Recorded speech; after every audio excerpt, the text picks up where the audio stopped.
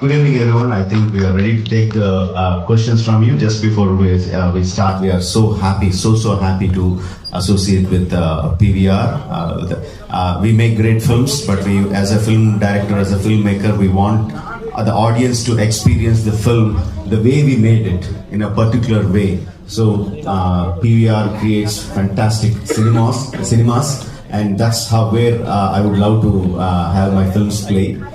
So it's a fantastic collaboration RRR. So excited when we launched with Mr. Ajay. Today Sanjay is here. Thank you, sir.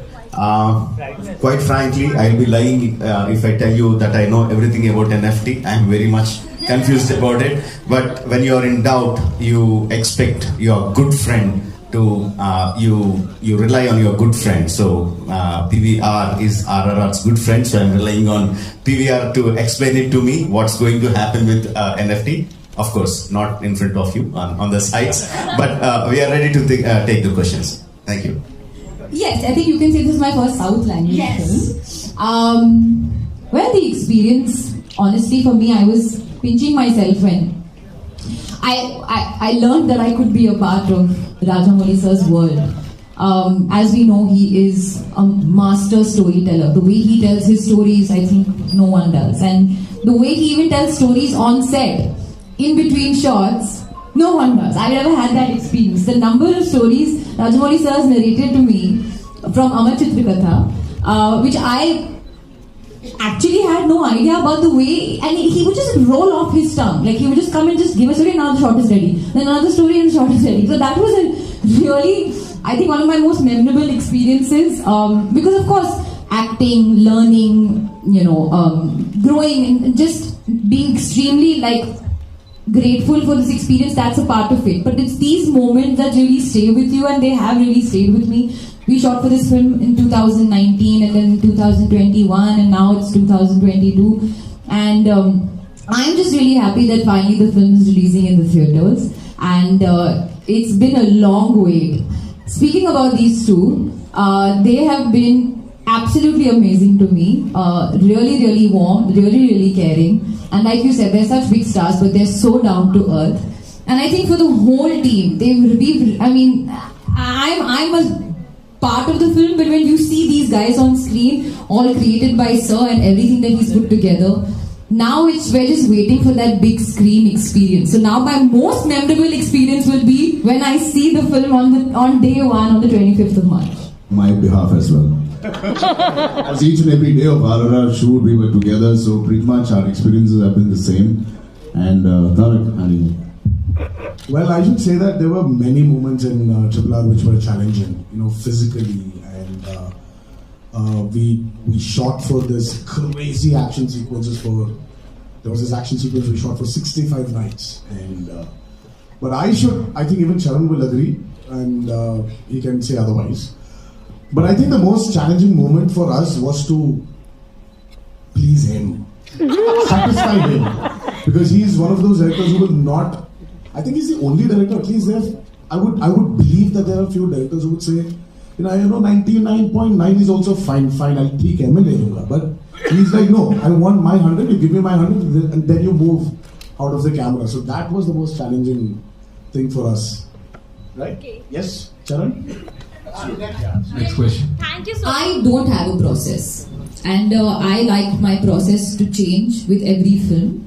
And with every filmmaker that I'm working with, because I, at the end of the day, believe that we are just the clay. That the filmmaker creates the structure and the film, and we just have to mold into the filmmaker's hands.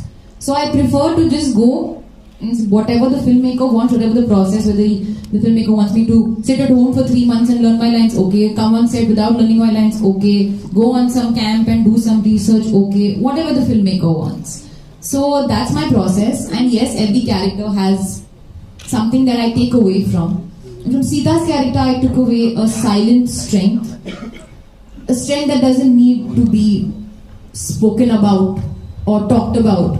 It's a silent strength which is delicate, which is simple, but it's strength. That's beautiful. Also, having said that, before I pass on this mic, anything that you've learnt in Telugu, if you could just say it for us, we really need to hear that. Any one thing. Meeku na muddulu. Frankly, I'm not a visionary. I don't have such understanding about how everything works out. For me, it is all about my film and what I can do to make my film reach maximum number of audiences. So over the course of my career, I learned that the more stronger the emotions, more basic the emotions, more people tend to like your movie. So that's what I learned, and that's what I've been doing. And Bahubali just was liked by the entire country. And I think people realize that if they follow the same thing, if they base their story on basic emotions, basic human emotions, they will have a wider reach. So some films are doing well. Very, very happy for them, for all the films that are doing and good and across the entire country. And how the dynamics change in the market, I have absolutely no clue. I have absolutely no clue. If any of you have a clue, you can explain it to them. But it magically somehow in the end becomes that. And the first movie was Bahubali. And all of us are very glad to be part of this, because the floodgates, as you said, has been open to all actors to experience the other Indian directors and other Indian directors from different states to experience us. So there's a huge boundaries that have been erased. And we are very fortunate to be in this era of experiencing other directors and they experiencing us. So I remember when the first day I was shooting with Tara, and I was on the floor. Okay, as per the scene. And Tara had to bend down and something would pick me up or something like that. He couldn't bend down because his legs were so sore. Because he had done a heavy leg workout, you remember this? And so that's what I mean, my reason to narrate this story is I could tell without them saying how hard these guys have worked on their body. Like he couldn't even bend down, like his legs were so sore. And then we all had a good laugh about it, and then he went down because he had to. So, is there like any particular physical routine that you followed, or like an exercise or something? See, I think, being fit is a very number one priority for an actor today. In today's world. So we didn't go through this special care in COVID times, and when COVID was happening, everyone needed to be fit also. So it was going on. It was like a routine till RRR was happening, because we had to look in a particular way for RRR. So yeah, we didn't need to actually go into a tribal village to meet the tribals to actually get into this role. As Rajamouli always said, that it's just the character he's taken, but everything around the character is fictitious. So it was, for us, it was his inputs as a director, what he wanted us to be and how he wanted us to fit into his character of Komaram Bheem. So we really didn't need to actually get into all those workshops. We just had a day or two days of workshop. That's it. He just explained the characters, and he said, this is what we want. I want, and then you guys. Hi. Last question. Hi everyone, my question is for Rajamouli sir.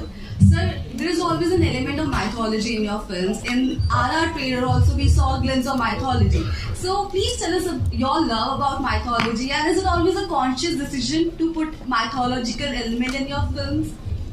It's a very subconscious decision, because I grew up from my childhood listening to the stories of mythology, either from my grandparents and parents or through Amar Chitrakatha. It is completely imbibed in my blood, the stories. So whatever goes in comes out. So because I have so much of input of the mythologies, they tend to come out in my stories in different forms, and I feel very proud of it.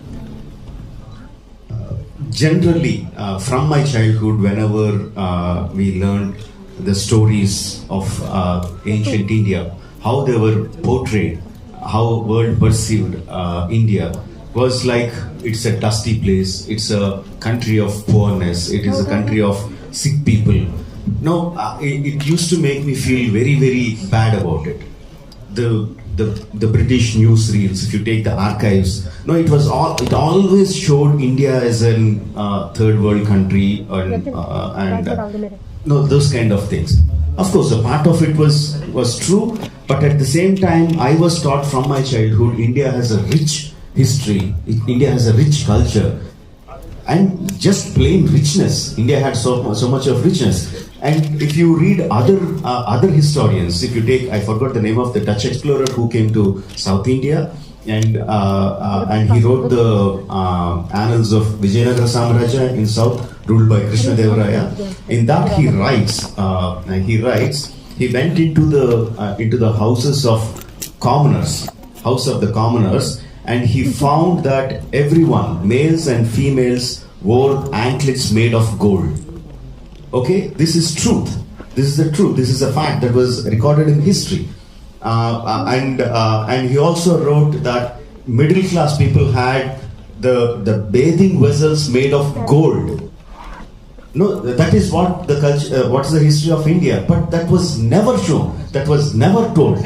So I thought, okay, why should I take a Westerner account of what India is? No, I'll take account of what I was taught in my childhood. What I would imagine my country would be, what I imagine my freedom fighters would be. So that's the reason why I chose. So even if you take the stories of Komaram Bheem and if you take the stories of Alluri Sitarama Raju, which were in 1920s, whatever historical account we have is still written by the Britishers, right? Not by Indian historians. What we have is some legendary folklore that we have and historicals written by the British. That is not what I wanted. That is not how I imagined my freedom fighters to be. That's the reason I took a completely fictional account of their lives, Alluri Sitarama Raju and Komaram Bheem. There is a time in history where we don't know what happened to them. During 1920s, they went away from their homes, from their respective places. After 3-4 years, they came back to their respective places and started fighting against the oppression. So what would have happened in those 3-4 years? So many things could have happened. So I took my own tale of weaving this imaginary tale of fantastic friendship, fantastic enmity between these two forces, and how they inspire each other to become the ultimate freedom fighters they were. So there is an element of patriotism that runs in the story. There is an element of freedom struggle that runs in the story. But the main line of the story is friendship between these two legendary fighters.